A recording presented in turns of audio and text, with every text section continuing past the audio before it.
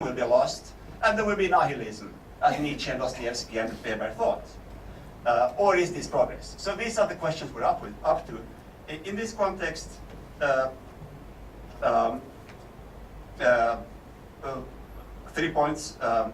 First is that the great anomaly in this modern discourse of truth is, of course, moral truth, the one everybody knows. That can we have knowledge? How does the idea that truth is to describe reality correctly, how does that fit our notions of moral truth, which are very important to us? So that's one problem. The second problem is that we have in our culture, not only in the moral realm, but also in the realm of relation, when we discuss relation between people, we have a much more complex grammar of truth, many more meanings of truth than is usually acknowledged in the scientific paradigm. My favorite example of recently is Shakespeare's King Lear, where King Lear asks his daughters who loves him most, and then the youngest daughter, Cordelia, is unable to answer, and she has to leave the group, and as she leaves, she says, my eyes are washed, I know you who that you are. And that line from King Lear preserves a sense of truth which are accessible not through science but through suffering, which I think is theme in some of what Gandhi has written. So there are, not in science, but sort of subterraneously, some notions of what truth is and how truth is, can be accessed through suffering are still part of our heritage. In this context of a dominance, and then dormant resources also within our tradition, where the concepts of truth and concepts of knowledge have a richer meaning than is acknowledged in the dominant paradigm. Does Gandhi have a place in all this? So I'll move to my second topic. This was the introduction to what kind of a concern, from out of what perspective, the question whether Gandhi is relevant arises at all in my journey. Now, we have two very good reasons to reject Gandhi in the discourse of truth and knowledge. One is that Gandhi, as compared with what modernity delivers, Gandhi is so infinitely inferior, because Gandhi validated truth subjectively through his conscience. So whatever I think is true, and you can't dispute that. So his talisman, famous thing, just to give one example, Gandhi's talisman from I think it's from 48, January 48. The talisman says, whenever you're in doubt, think of the last person, then you will know. So this is an access to truth which is, doesn't have stand up to scientific criteria of validation. So he's inferior, so we don't need to discuss. So that's one aspect of how we can reject Gandhi. And the second reason, very big and very good reason to reject Gandhi in our discourse, is that he's just different. So often when you read Gandhi, he says, that Sat is reality and Satya, truth, is the same concept, same etymological root. So truth is reality. So that's a metaphysical concept of truth. And I come from a culture in which metaphysics is old-fashioned, and we don't know how to begin a conversation about it.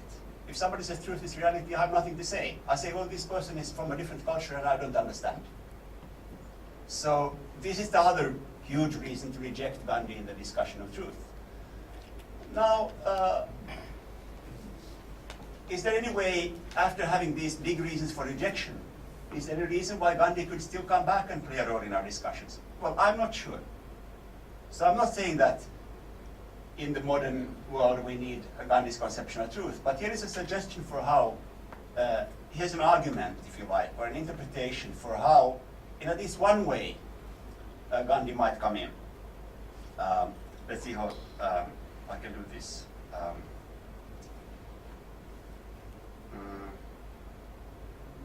Let me use, this is a useful collection by Raghavani here. I don't know how many of you use it, but let me give two quotes so we have something we can share other than my speech.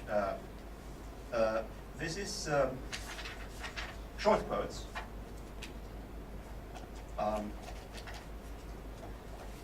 here is Gandhi in 1921.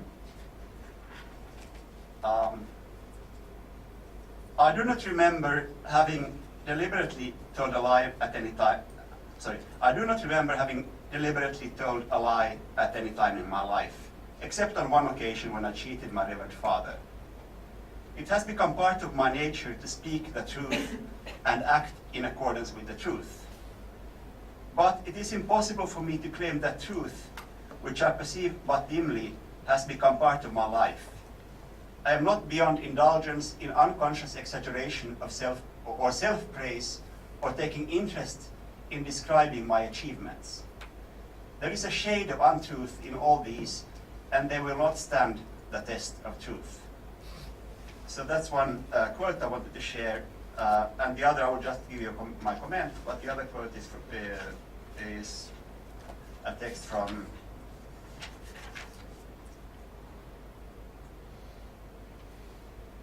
it doesn't give the year, usually it does. So anyway, I'll give you the quote. Just as for science, there is an indispensable course common for all. Even so, it is true for persons who would make experiments in the spiritual realm. They must submit to certain conditions. And since everybody says it is his inner voice which speaks, you must listen to the voice, and you will then find out your limitations as you go along the path. Therefore, we have the belief, based upon uninterrupted experience, that those who would make diligent search after truth, God, must go through these vows. The vow of truth, vow, you say vow? Oh, yeah. The vow of truth, speaking and thinking of truth. The vow of brahmacharya, of non-violence, poverty, and non-possession, so 5 vows. Speak and think truth, brahmacharya, non-violence, poverty, and non-possession. If you do not take these 5 vows, you may not embark on the experiment. And also, let the final line, it's not proper for anyone to claim to hear the voice of conscience unless you have gone through some of these experiments. Now, the comment I have and how these quotes can serve as a bridge back to the modern world. We have in the philosophy tradition two canonical figures in Western philosophy, Socrates and Wittgenstein. And one thing they share is the view that philosophy is search for understanding of concepts. And concepts, or the words we use in our lives, shape our lives. We are, to a large extent, what we are thanks to the understanding we have of our concepts. So therefore, any philosophical understanding which tries to understand what a concept means or what a word means is a form of self-understanding. To reach such self-understanding, we need to be sincere, because without sincerity, any philosophical thesis or any philosophical suggestion about how that concept is placed in our life, what it means to us, what is justice, what is truth, what is logic, the place we give, the theoretical interpretation we give is tested only in the sincerity with which we are prepared to follow that interpretation in our lives. So there's a unity of theory and practice in all philosophy, which Socrates and Wittgenstein discovered.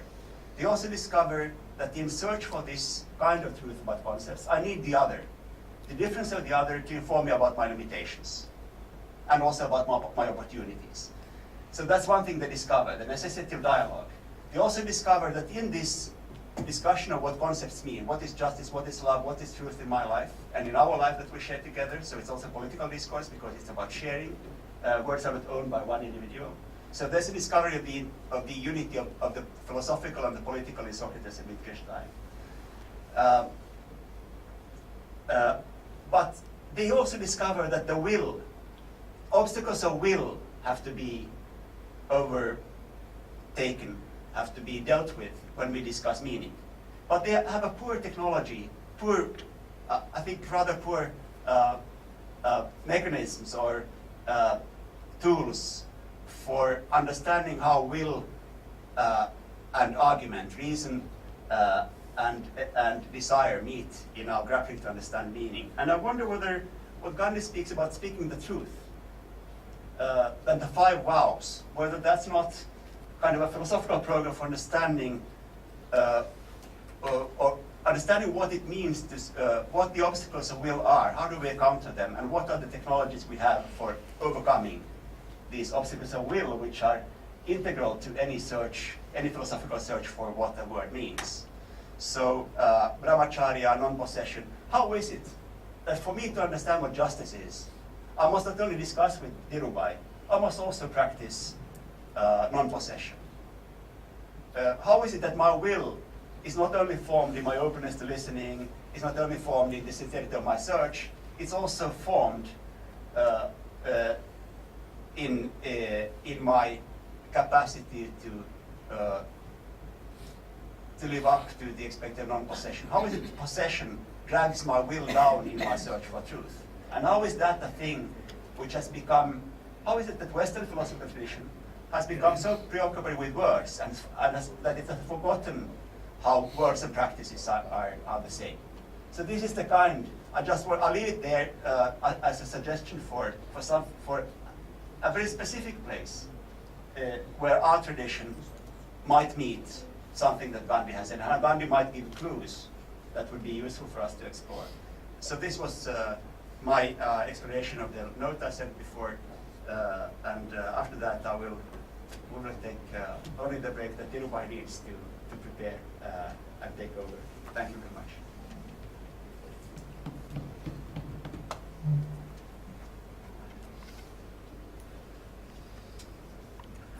I don't know where to begin after what Thomas has talked about. But in fact, listening to him has convinced me that Gandhi and Truth are most under-theorized and inadequately approached and understood phenomena, because Gandhi, as a political and spiritual leader that he was seen to be, has always been, has not been studied in terms of his philosophical contribution to, I would boldly say, theory of truth. I personally believe that if Gandhi has made any lasting contribution, I mean, his life and work as a leader of a country or something would be written in history. But I think it's time, especially not after Habermas, but after Gadamer, if you have to refer to Western tradition, to bring in Gandhi and his contribution to theory of truth. Because there are no exegesis and there are no systematic, so Gandhi is seen in vis-a-vis truth as a kind of a maverick at best, or something, a fellow who produced some obscure, unpalatable talk and concepts like non-possession, brahmacharya, and so on. I am not capable, but I must admit that I don't have that ability to bring in Gandhi in the mainstream of philosophical debates on truth. But at the same time, I strongly feel from whatever, and let me just say 2 or 3 things so that I don't have much time. But let me take you to a kind of a tour of Gandhi's experiments with truth, his autobiography. Why truth? What is that? I personally see that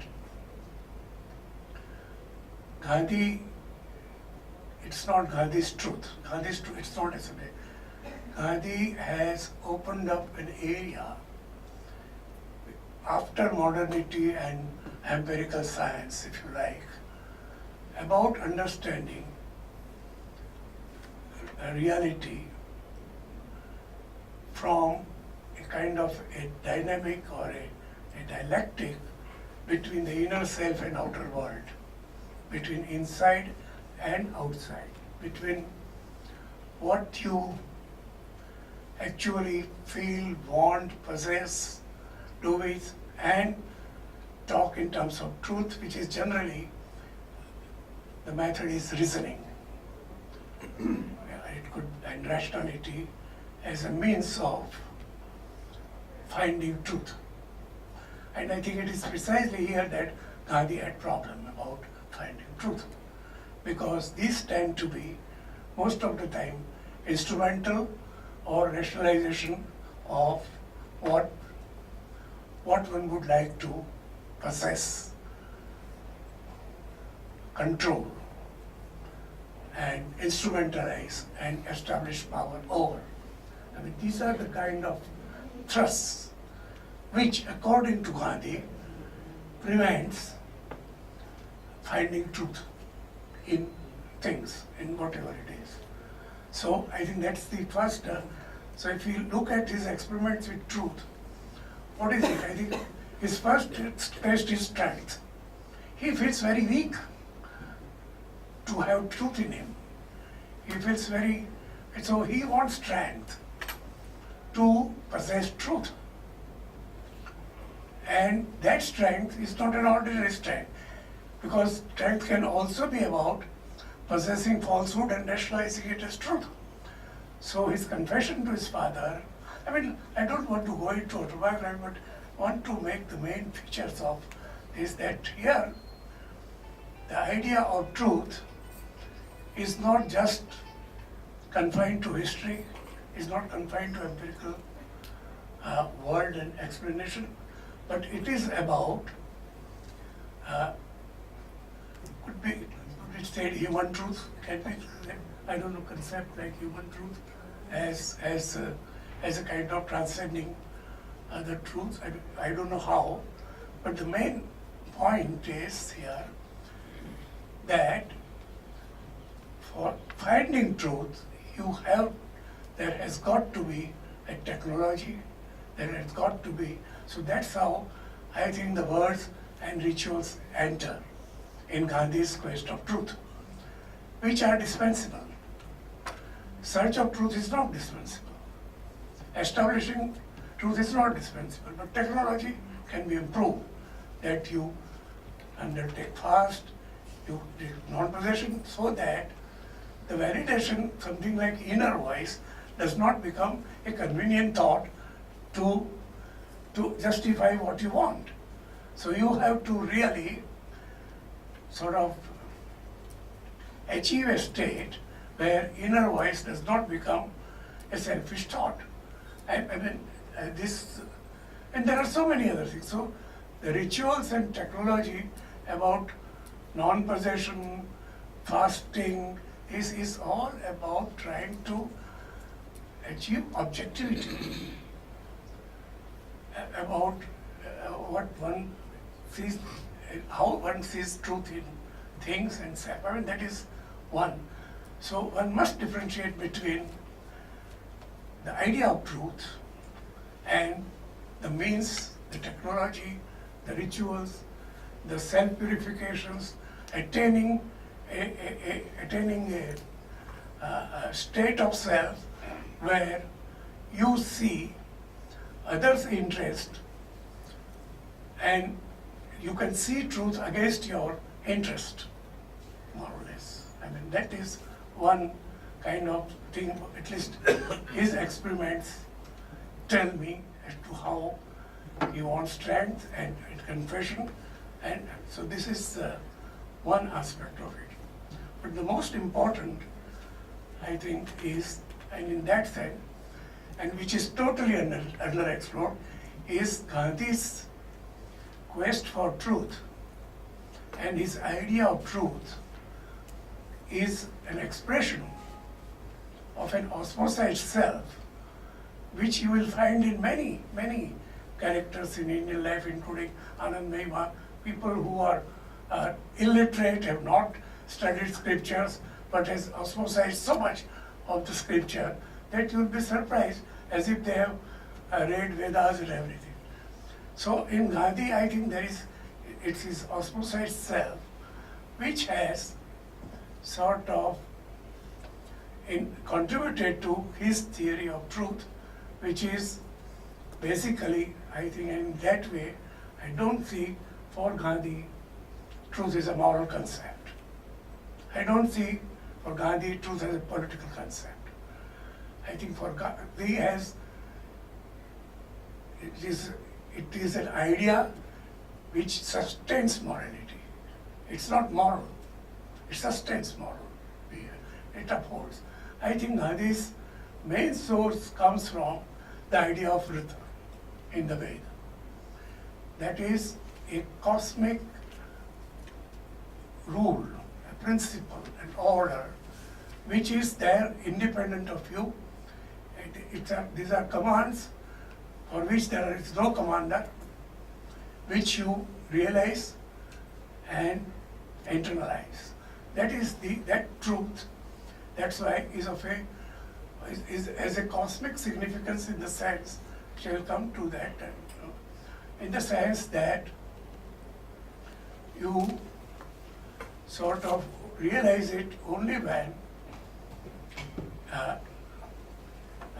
as a kind of dialectic, that's how I see it, between the self and the other, in the process of seeing self in the other and other in yourself. Now, these are seen as, because if it is rendered in Gadamer's language, it won't sound obscure. I mean, that's the, but if it is rendered in Gandhi's own language, his theory of truth, it sounds obscure.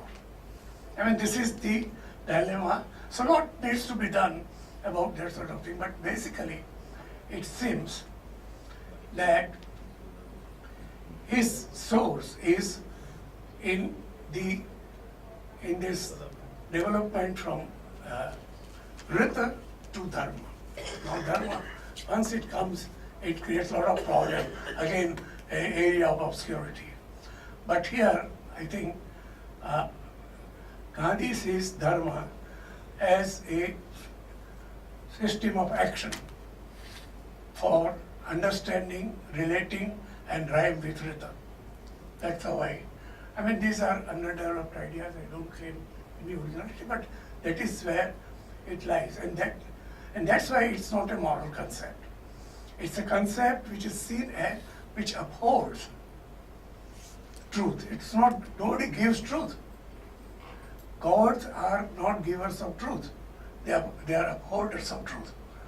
And men uphold truth, they become gods. I mean, this is the kind of an underlying process here. So that's one aspect of it. So now let us, and the most innovative realization of truth, Gandhi's theory of truth, is found in politics. I don't see of any political theory, I don't know, in pure sense, which wants to transcend interests. Because politics is all about negotiating interests. Now here, I think that the political demands and the political platforms are made, and the political is made for the idea of justice. I think Gandhi's political demands always compelled the idea of justice and not interests. I think that needs to be, I mean, one can analyze that interest undermines, I mean, universalization and the kind of unidimensionality of interest undermines truth. And in undermining truth, it undermines other interests. It's not above interest, but there are your interests, there are other people's interests, and there is a possibility of serving all interests universally through truth, which is in that sense political. So that is not a obscure truth, but that is a kind of a political, I mean, bringing truth in politics. I don't know in history how truth is brought into politics in what way needs to be explored. But the way Gandhi brought truth in politics needs to be, I think, pursued further in the sense that, I mean, I don't have time to illustrate events, but you can take major political interventions of Gandhi, and including his satyagrahas, including initiating a movement, withdrawing a movement, so many things. So how is that truth idea enters politics? And something that enters politics and something that determines human relations in terms of we and they, and seeing you in me and me in you, and the Vedanta. So I think these sources of Gandhi's theory of truth is in the idea of Rita, is in Dharma, which is a system of action for Rita, and it is in Vedantic theories. But we think that, but we don't study exegesis, we don't study the how it has come about. Once we think of Gandhi, we think that something comes out of it, and I think it's not that. So this need to be explored. I don't say that I have. And third, there are several points here which I will skip, but the third, more important, is Gandhi's own idea of validating his truth. I think validation is an important idea in Gandhi. That how can I claim authority that of truth about when I go on satyagraha? Do I claim truth? On what basis that truth can be claimed? I think that needs to be explored in the sense that here, and that is important, that Gandhi at one stage said, God is truth. And at a later stage he said, truth is God. I think this need to be studied with its context and other things. Ramu Gandhi has done it in some places and very interesting things, but I see this as not two radically different propositions. I think God is truth. I see it as his underlining Rita Dharma relationship, and that is the kind of reality which is identified as God.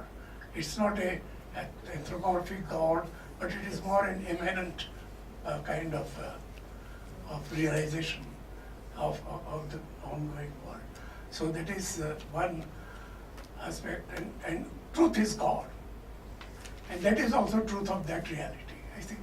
But I am just outlining, if one has to construct or reconstruct Gandhi's theory of truth, I think these are important elements which need to be brought in rather than writing them off in terms of modern science and modernity as some obscure concepts who only some, what you may call, maverick is capable of thinking. I think it has a, if somebody can develop, it has a greater universal reach for theory of truth if it is, but I mean, there is no defense about it because we have not worked on it. And I don't think I will be able to, but the point is that his validation, that is in inner voice, and inner voice has to be understood as a state of being which is achieved by getting rid of your certain kind of desires, self-interest, and the whole right of things. And only that I can listen to your inner voice just as you can listen to mine in a certain condition of quest of truth. I mean, so that is inside, outside, self, other relationships are very important in the other validation is, I think Gandhi is against absolutizing any truth. I think that is best illustrated. That's why it's more dialogic, it's more interactive. I mean, for example, his idea of religion illustrates this in one way, which is that there is no perfect religion. All religions are imperfect. I think here is you have some glimpse of Gandhi's theory of truth.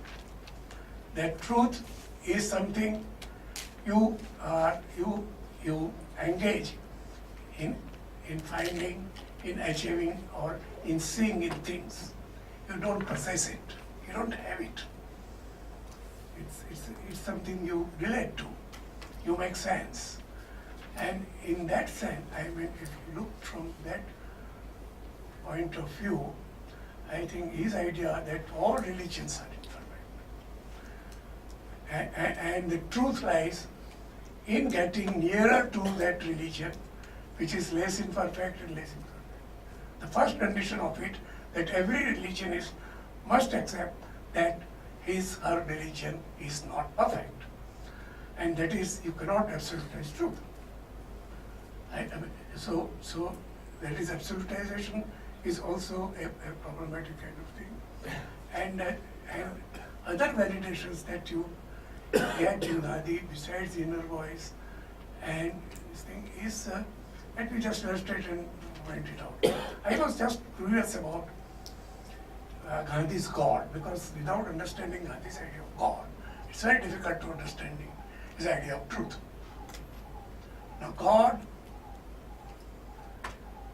is a problematic thing, you know, it's like soul. But it's a, but let me, but I just tried to find out, not systematic content analysis, but when Gandhi uses God or invokes God, and when Gandhi invokes inner voice, and the situations, if you see, Gandhi invokes inner voice when he sees the truth being undermined by society and social pressures. I mean, so because you have to do so many things, including all these experiments, I don't want to refer to that, but all kinds of things you have to do against society. So there is a very emancipatory assertion of truth against society, and then he invokes inner voice.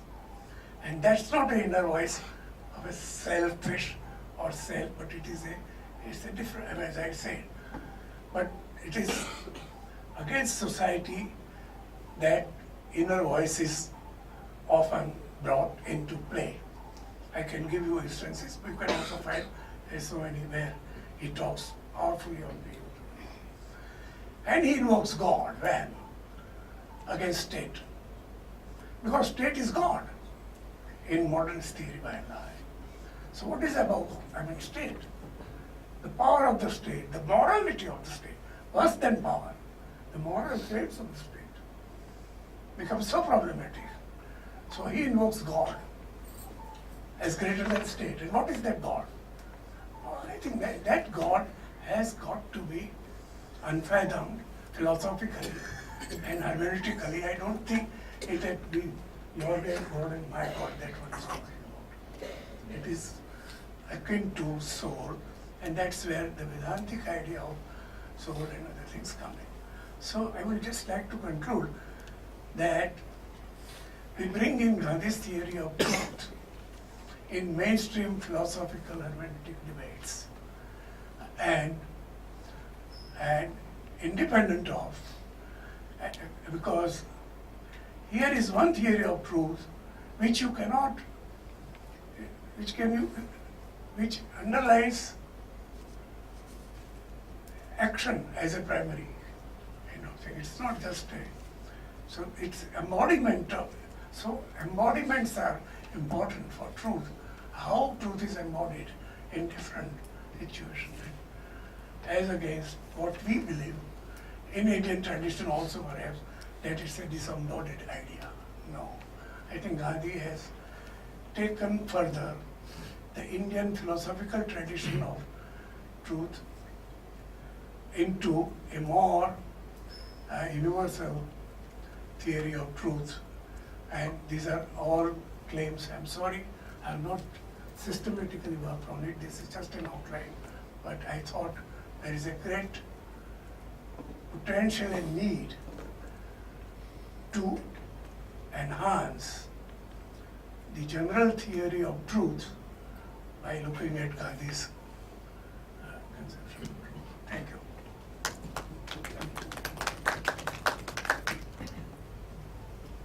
So friends, the floor is open for discussion. As I glanced here first, I happen to see the first hands on this side. So I will do my best, and please, you are invited. Now, I took notes, sorry.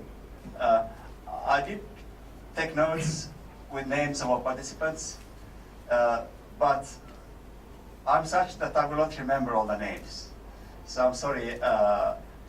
So I see a third, and we discuss, and if I don't remember all the names, please excuse me. Even though we have spoken, please. Wait. Thank you. I am also not good in remembering names. My name is Mathai, MP Mathai. I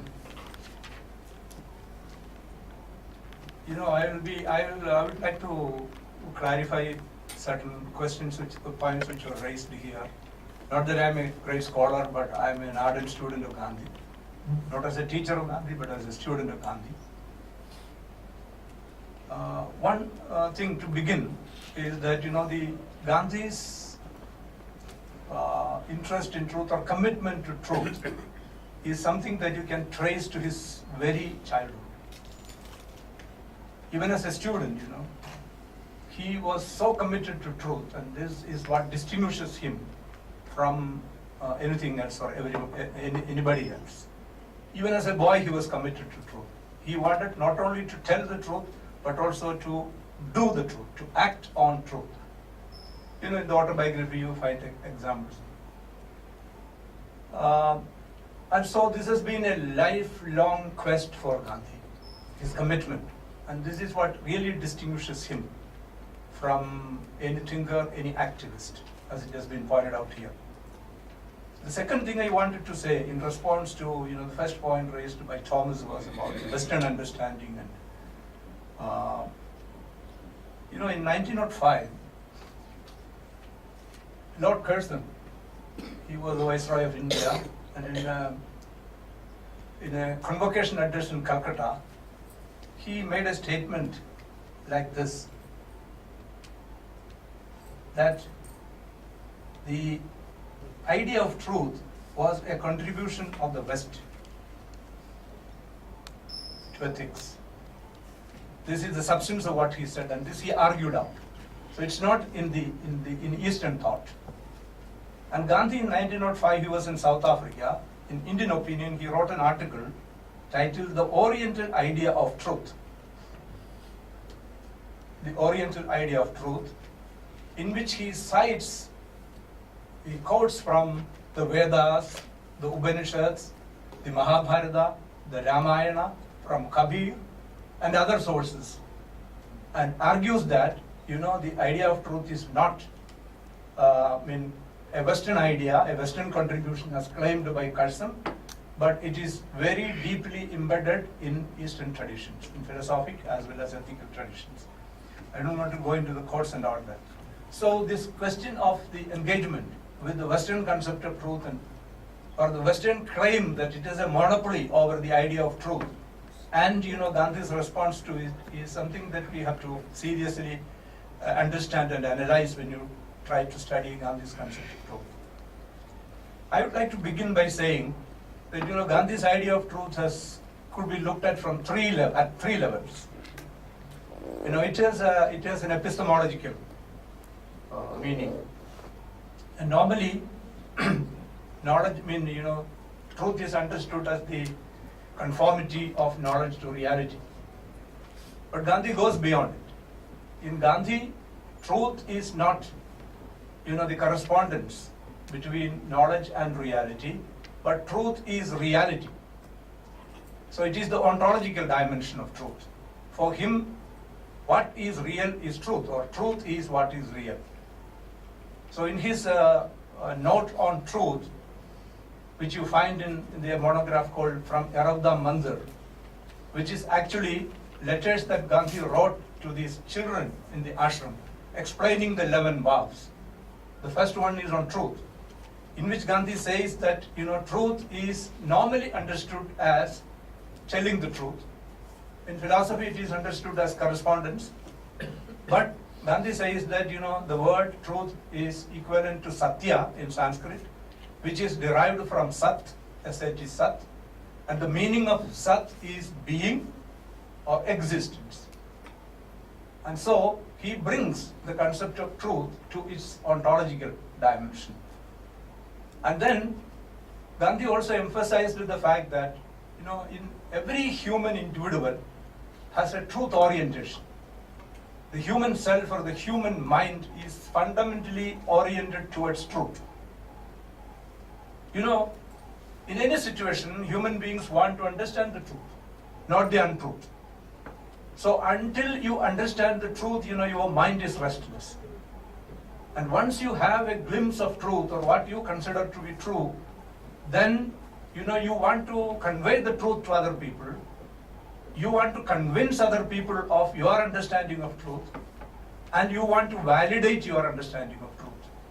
And so this urge, is for Gandhi a basic urge in the human self. And therefore Gandhi believed that every human being is oriented towards truth, and so it is deeply embedded in the human self. Just like it is being, when you look at it at the cosmic level, it is being, and it is also in the human self. And there are questions, Gandhi could see that, just like Professor Shat said, that when you look at observe the universe, you see that everything is moving according to certain laws. There is a law behind the universe, Gandhi wrote, and he used the capital L. There is a law, and everything moves according to the law. And for Gandhi, there is no difference between truth and the law and God. He says that the law is truth, or the truth is the law. Just like he said, God is truth first and truth is God. So Gandhi says that the law, truth and God are the same. For him, this is an absolute conception. This is a metaphysical conception. Absolute truth is a metaphysical conception. So he makes a distinction. This is the next point that I want to present. Gandhi makes a distinction between absolute truth and relative truths. See, human beings, because they are innately oriented towards truth, search truth in their lives, in their situations. And you have a glimpse of truth. And this truth is what Gandhi calls relative truth. Truth as I understand it at the present moment. At the next moment, I may have a different understanding of truth. But there is a truth which is beyond relative truths, the truths of our daily understanding, which he calls absolute truth. He writes it as with A and T capitals, absolute truth, which is the eternal law, which is the ultimate principle, which is reality, which is being. But because the cognitive instruments of human beings have their inherent limitations, we will not be able to have a comprehensive, total picture of absolute truth. So long as you are in the embodied self, I am quoting Gandhi, so long as we are embodied, we will not be able to have a total understanding or glimpse of the absolute truth. But we can have all the same glimpses of the absolute truth, and this is what we call relative truth. And this relative truth, how to validate it? The question of validation is very important in Gandhi. It's not enough that you understand truth, but truth has to be validated.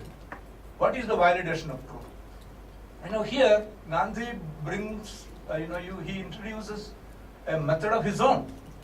He takes three concepts from the Gita. Gita says that, you have to have abhyasa. Abhyasa is concentrating on truth, absolute concentration of truth. Then vairagya. Vairagya is exclusion of everything else and concentrating on truth. And then there is also tapasya. Tapasya is constant, diligent practice of truth. And this is translated into English. Gandhi uses the word self-suffering. You have to suffer for your truth. And that is where the concept of non-violence comes in. See, when two people have two perceptions of truth about the same thing, what can you do? You will not impose your truth on other people, but you will, establish or vindicate your truth, and in the process, suffer all consequences. And therefore, non-violence becomes the means for seeking and establishing truth. So this is also significant in Gandhi. And then, acting on truth is the only way to validate truth. You have to act on truth, and through action, through translating your truth. I am very happy that Professor Sheth used that embodiment of ideas. How can truth be embodied? Truth can be embodied through action only. So Gandhi emphasized action. Act on your truth. What is the test of truth? The test of truth, Gandhi said, is doing it. You do it yourself. The question of conscience comes in here. Gandhi said that, he was asked the question, what is truth? Gandhi said that this is a difficult question, but for me, truth is that what the small little voice within me tells me. And he used the word conscience, the voice of God, and conscience and small voice as synonyms. But you see, suppose two people claim that, this is what my conscience tells me, and you have an entirely different, a contrary perception. Then what is the answer of Gandhi? Gandhi says that, the reliability and the authenticity or the authority of a person's conscience is to be determined on the basis of the moral practice.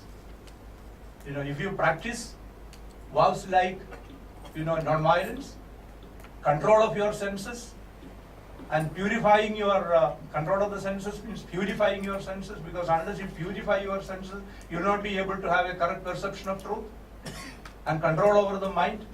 So here is where, truth and morality, become one in Gandhi. You cannot separate truth from morality.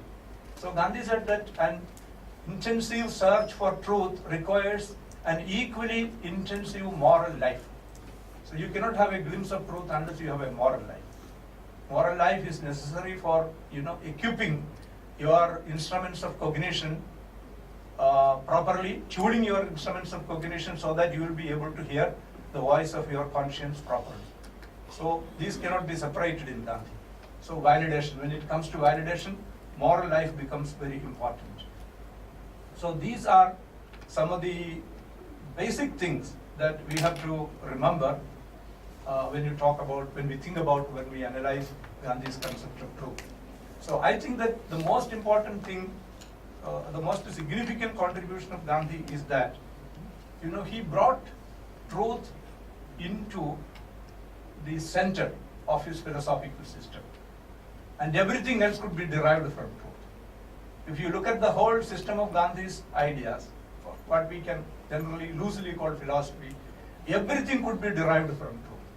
So the ultimate purpose of life is truth realization. And every other principle could be derived from truth. And I don't think in any other philosopher, you will be able to find, this much of centrality given to the concept of truth. So from truth, you will be able to go down to every other idea of Gandhi and understand every other idea of Gandhi. And unless you fix it to his concept of truth and realization of truth, I think you will be, missing the centrality truth in his system. Thank you. Thank you very much. Thomas Pantam, you are next. Thank you. I want to add some footnotes to what Professor Dhirubhai Sheth and Professor Mathai have